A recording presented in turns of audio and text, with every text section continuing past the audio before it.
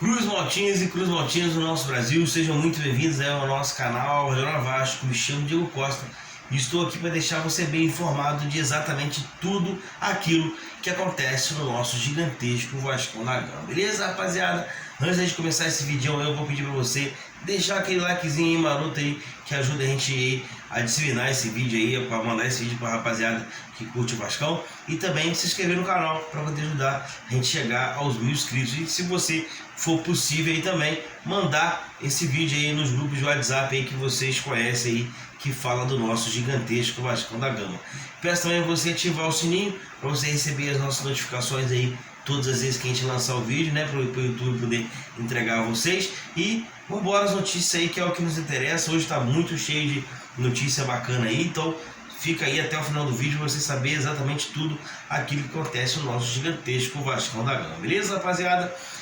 Após aí ressaca de ontem, de anteontem, né, a gente ainda continua recuperando aí, o elenco do Vasco está de folga, mas enfim, vamos começar a falar aqui para uma coisa mais burocrática, que é Vasco e Andrei. O que aconteceu?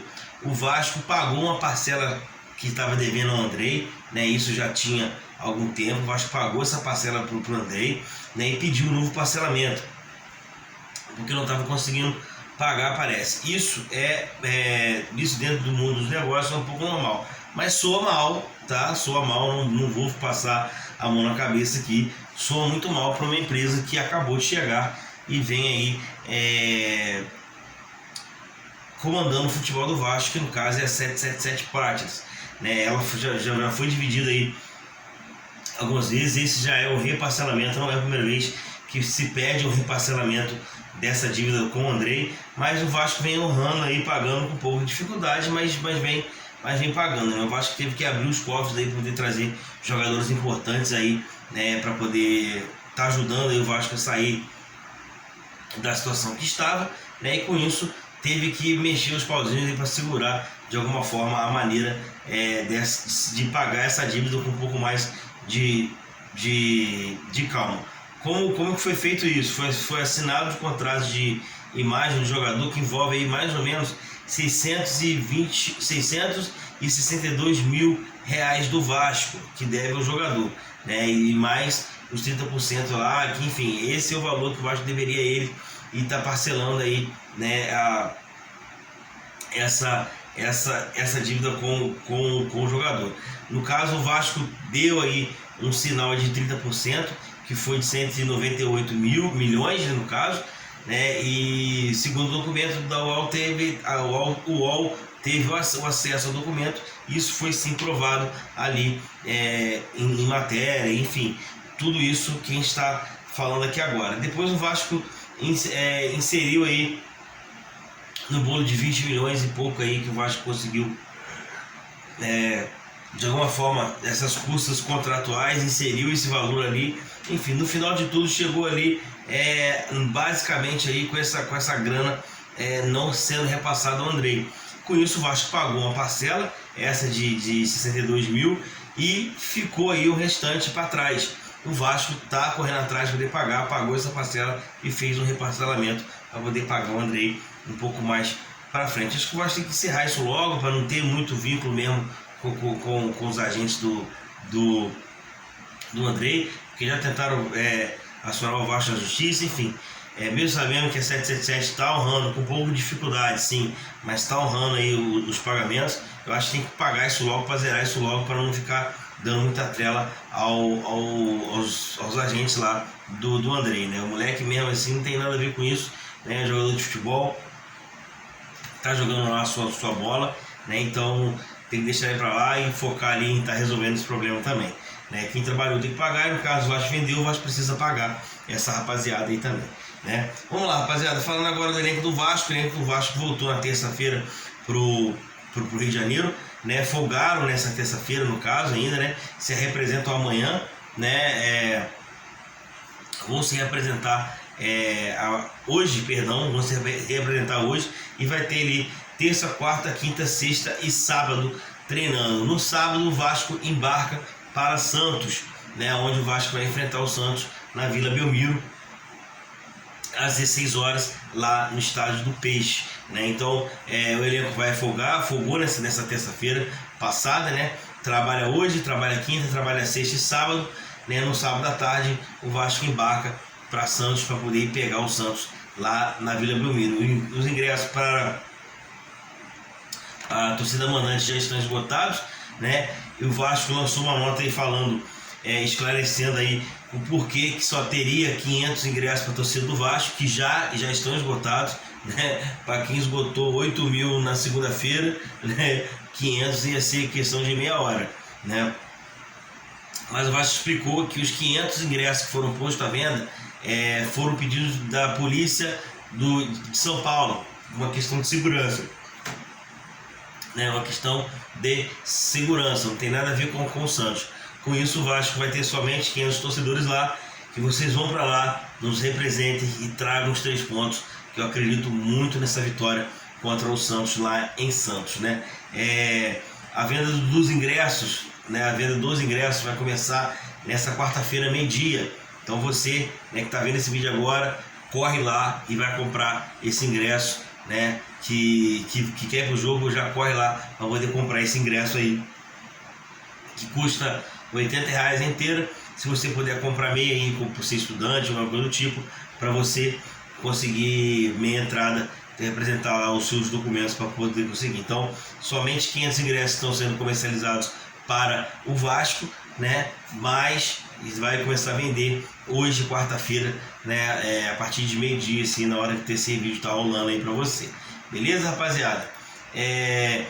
Falando de ontem, agora um pouquinho aqui, algumas declarações aí e uma resposta ao presidente do América Mineiro e também ao jogador do América Mineiro, que deu aquelas entrevistas lá meio que sacanagem, né? Mas enfim, vou começar pela notícia aqui primeiro, para depois eu mandar o recado para eles, né? E que esse vídeo chegue até eles, tá, gente? Sem problema nenhum. A Associação de Árbitros de Futebol do Brasil vai entrar na justiça contra o jogador, se não me engano, Juninho, e também o Marcos Salum, que é o presidente do América Mineiro, pelas declarações que eles fizeram na segunda-feira contra o Vasco e contra a arbitragem. O que aconteceu? O jogador, o Juninho, até que foi um pouco mais contundente com as palavras, mediu um pouco mais as palavras para poder falar, mas queria falar no contexto de que houve na segunda-feira uma ação salva Vasco em relação à arbitragem, né? E também o presidente foi um pouco mais incisivo, foi um pouco mais agressivo e falou um monte de asneira, achando que é o Eurico Miranda, né? Mas tudo bem, né? Falaram lá que o Vasco foi ajudado, que o Vasco foi beneficiado, que aquela cotovelada do que o Berrete tomou não era para expulsão, enfim, uma baboseira danada, sem nexo nenhum que esses caras falaram, sei lá, não sei o que esse cara passa na cabeça desses caras. Mas enfim, o recado é o seguinte: Juninho, joga bola, meu amigo. Sabe por quê? Porque o América está nessa situação porque vocês colocaram. Assim como o Vasco estava na situação que estava, porque os jogadores, comissão técnica e diretoria colocaram. Agora, não culpa o fracasso de vocês por uma vitória nossa. Sabe por quê, Juninho? Porque é o seguinte: o Vasco, se for colocar no papel, o Vasco já perdeu muitos pontos por conta de arbitragem. Mas para você ter um pouco de memória, não sei se você acompanha o futebol brasileiro, apesar de você jogar e ser um profissional, eu não sei se você sabe, mas o Vasco ficou impedido de jogar na tua casa com torcida 90 dias com uma suspensão de 30. O Vasco tomou 30 dias e ficou 90 sem poder utilizar o seu estádio com a tua torcida. A gente teve que jogar no Engenhão, a gente teve que jogar no Maracanã, quase que a gente vai jogar em Brasília por conta disso, São Paulo, enfim. Olha só o absurdo que você vem falando. Aí você fala que o pessoal está querendo ajudar o Vasco. Você não acompanha o futebol brasileiro, não, cara. Você só joga mesmo, você desliga, acabou, acompanha seu time, fica dentro da sua bolha e ponto final. Presta atenção nas coisas que você fala. Pega aí os erros, coloca na internet, não tá difícil de achar não. Coloca na internet aí, erros do Campeonato Brasileiro 2023 contra o Vasco. Vai lá ver quantas vezes o VAR anulou um gol do Vasco, o cara com a unha na frente. Se tava na frente. Quantas vezes faltas idiotas os caras deram ali na boca da área que o Vasco acabou tomando o gol depois. Quantas vezes isso aconteceu durante o campeonato? Agora você vem falar que a gente está sendo beneficiado num jogo que você estava com o jogo na mão, que você estava melhor na partida.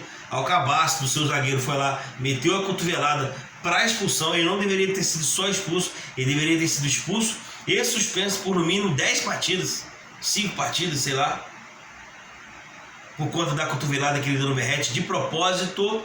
A imagem mostra, a imagem não mente, né? A imagem não mente. Esse lance que você está reclamando junto com a sua diretoria, ô Juninho, do pênalti, a falta foi no, se é que foi falta, né? Ela foi ali na meia-lua, aonde o Medel sobe com o braço aberto, encosta no cara, o cara cai para poder cabecear. O Medel tá de frente pra bola, em nenhum momento ele olha pro seu jogador. Aí pra você fazer esse papelão que você fez ontem, então joga a bola para tirar o América dessa situação que vocês colocaram, tá? Ao dirigente agora, o presidente, o Marcos Salum. Presidente, aquele vergonha na cara, já é um velho barbado, né? Já deve ter filho, neto, bisneto, sei lá. O senhor tá querendo fazer como o Eurico Miranda fazia, só que o Eurico Miranda tinha peito, tá? Tinha peito e tinha culhão para poder falar e bancar as coisas que ele falava. O senhor não tem não, tá? O senhor não tem. O Eurico tinha, o senhor não tem não. Então lava a boca para você parar de falar besteira. Se o América tá na posição que tá, é por culpa sua que não contratou direito. É por culpa sua, por negligência sua. Assim como o Vasco quando estava e ainda não está livre do rebaixamento, né? Existe sim uma operação Salva Vasco, mas é daqui, ó. Eu que sou torcedor, a rapaziada que vai para a arquibancada que também são torcedores, diretoria, jogadores e dirigentes. Nós que estamos tentando salvar o Vasco, nem a arbitragem não, tá? A arbitragem mete a mão na gente direto. Se o senhor pegar, como eu disse pro Juninho, digita no Google aí, erro de arbitragem em 2023 contra o Vasco, tu vai ver aí uma galera você pode escolher quantas forem. Então não seja irresponsável para falar esse tipo de asneira na frente da televisão. Agora vai ter que responder o processo, né, para a justiça do árbitro, se é que o árbitro também pode entrar na justiça, né? Porque se for colocar um erro total aí é brincadeira, né? Então cria vergonha nessa cara e vai trabalhar para tirar o América dessa situação. Rapaziada, passando aqui de notícia, passando rapidinho aqui, Ramon Dias, cara, Ramon Dias tem o vestiário do Vasco na mão. É o cara que a gente viu que tem liderança, que conseguiu elevar o nível do Vasco muito grande, né? E comparando aqui rapidinho com o que ele tinha lá atrás com o Vasco, com o Barbieri e agora com o Ramon Dias, o Vasco cria muito mais com o Ramon Dias do que com o Barbieri. É muito notório isso, mas vou trazer para vocês aqui em números para que vocês consigam entender de maneira um pouco mais sólida aqui para vocês. Com o Barbieri, o Vasco criou 14 grandes chances de gol em 11 partidas. Com o Ramon Dias, o Vasco criou 30.